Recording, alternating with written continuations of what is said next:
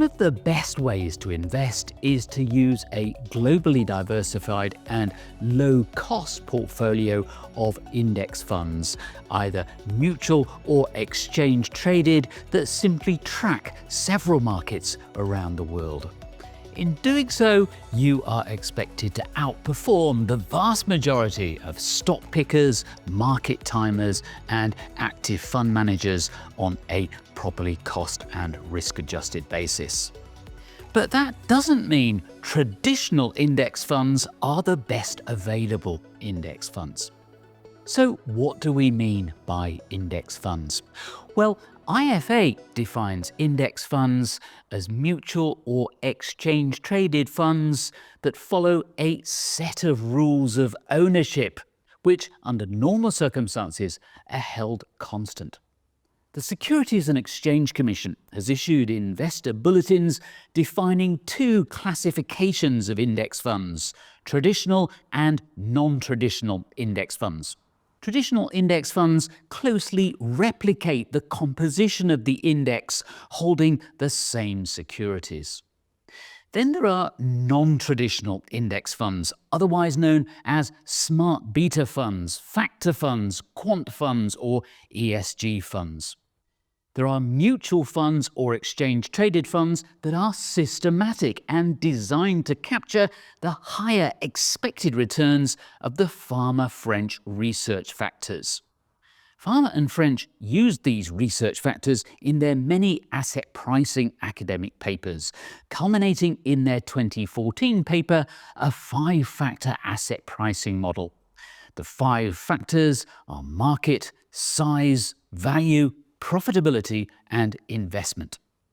Index funds have advantages, but also disadvantages, not least their rigidity. Savina Risafer is co-CIO and Global Head of Research at Dimensional Fund Advisors. The benefits of using index funds are that you get generally broad diversification, you get low costs on explicit low costs, I should say, and relative low turnover. Generally, indexes suffer from rigidity or index funds tracking indices suffer from rigidity because they are following someone else's recipe on how to manage money on a daily basis, and they tend to rebalance infrequently and ignore market prices and information embedded in market prices most of the time when they put new cash flows to work on their redemptions. Those benefits Savina mentioned make them very hard to beat through stock selection or market timing. But they also have their inefficiencies. One common set of inefficiencies relates to portfolio management. What I mentioned is that because they do not use information embedded into market prices every day, don't rebalance frequently, and they don't take into account that information on a daily basis, they essentially miss an opportunity to efficiently execute certain corporate actions like cash mergers, or to take into account momentum, short-term reversal, or information from the sec lending market in how they either buy more securities or sell securities when they have to address cash flows in the portfolio. As we've heard, cash mergers present a particular challenge for traditional index funds. In a cash merger, shareholders of the company being acquired receive cash for each share they own. The acquiring company typically pays a premium above the target company's current stock price to incentivize shareholders to sell their shares. When a company becomes a target of a cash merger, usually let's say company Y wants to buy company Z for $10 a share. If the deal is likely to proceed and happen, company Z shares start trading right near the offered price, $10 a share. And the stock is gonna stay near that price until the completion of the cash merger. Well, what do you think you're getting from now until the completion of the merger on the investment in that stock? You're getting essentially cash interest rate on T-bills.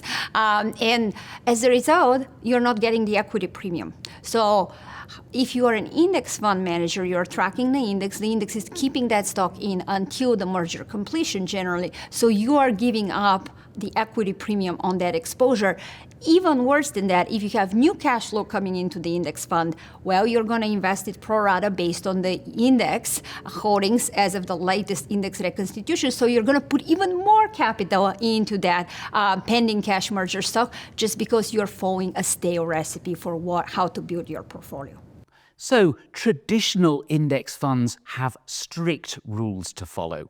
They have to buy or sell securities whenever the index changes, typically once a month, once a quarter, or twice a year. But Dimensional's fund managers don't need to mirror an index precisely. Instead, they adopt a patient, opportunistic approach to trading. They look on a daily basis for opportunities to buy securities with higher expected returns. Expected returns are important because if you don't understand how you can target higher expected returns in a systematic manner, then you cannot expect to systematically add value to your portfolio over a market. And so at Dimensional, we have spent a lot of time over the years, and we continue to spend refining our understanding of what drives expected returns. And it is important to understand that there could be different drivers of returns over different time scales.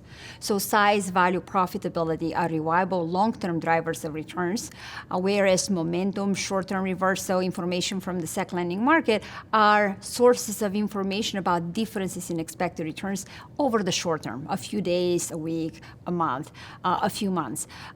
So at Dimensional, we build our portfolios to focus on the reliable long-term drivers of returns, emphasize securities associated with those drivers in our portfolios, but at the same time, in our daily implementation process, we take into account also short-term drivers of returns to further be able to add value as we decide what to buy or sell or not buy or not sell today.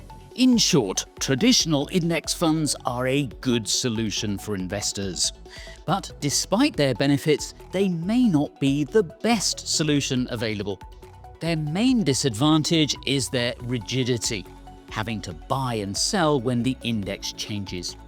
Dimensional funds are more flexible, which means they can avoid forced trades and exploit opportunities as they arise and target the higher expected returns identified by the Farmer-French 5-factor model for equities. Thank you to Savina Riesefer from Dimensional Fund Advisors and to you for watching.